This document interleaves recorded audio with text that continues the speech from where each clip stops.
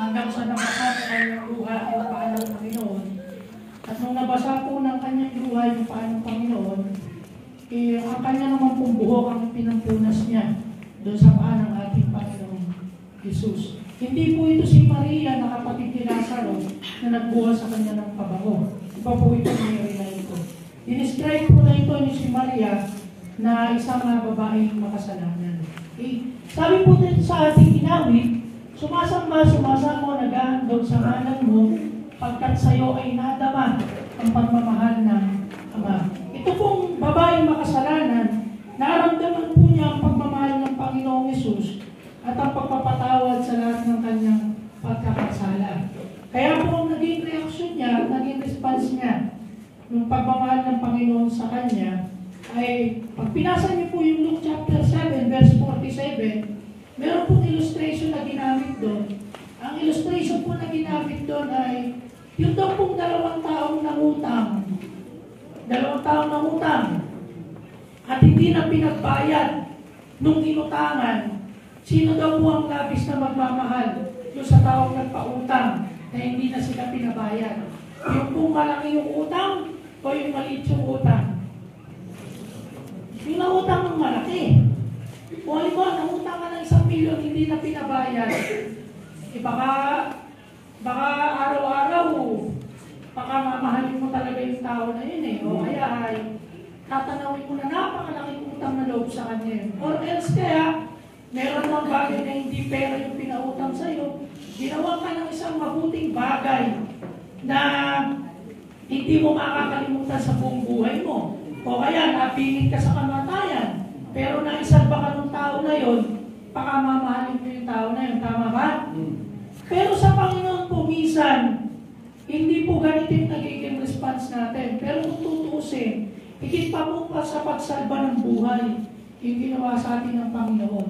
Sinalba tayo ng Panginoon Isus sa kamatayan niya sa krus, hindi lang yung ating pisikal, kundi higit sa lahat yung ating walang hanggang kaparusahan sa apoy ng impyerno. Sinalba tayo ng Panginoon doon.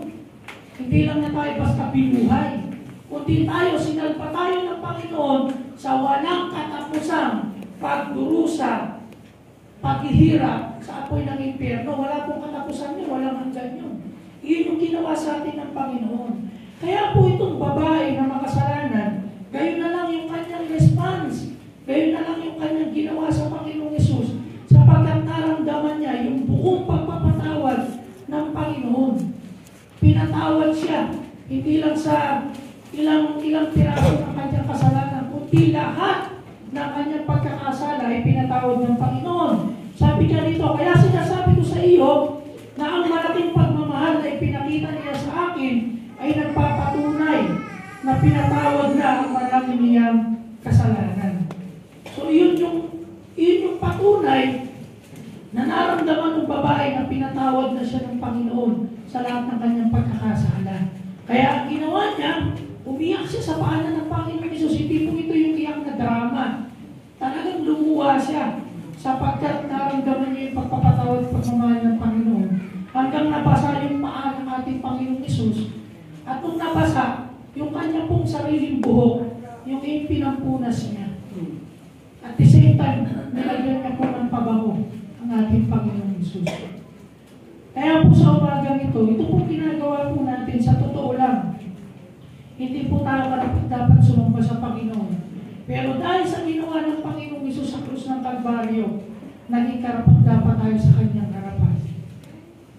At dapat po ang maging response natin sa Panginoon sa oras na ito ay sambahin natin siya ng buong buo sa ating puso at kaluluwa, sa ating kaisipan. Katulad ng ginawa ng babae.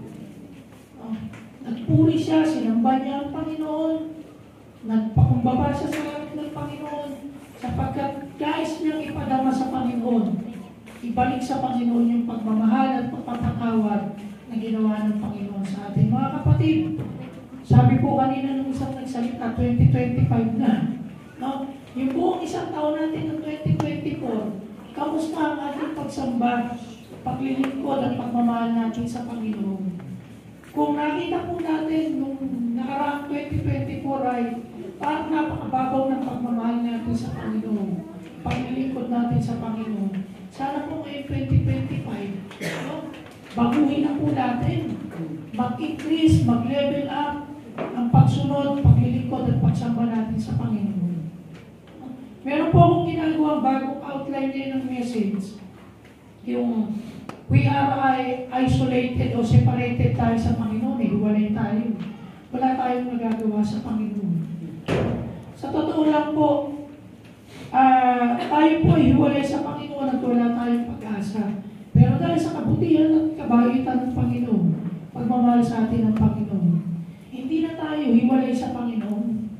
Tayo ay kasama ng Panginoon. Tayo ay muling nabuo ang relasyon natin sa Panginoon. Kaya naman sana po maging response natin sa Panginoon. Mas lalo natin siyang paglingkuran, mas lalo natin siyang mahalin, at lalo natin siyang sambahin. No? Hindi yung katulad ng speaker natin kanina na sinabi niya, minsan mas na-appreciate natin ang pagsamba natin sa Panginoon pag marami tayong blessing. Kasi po, komportable ang pakiramdam. Pero paano pagka wala?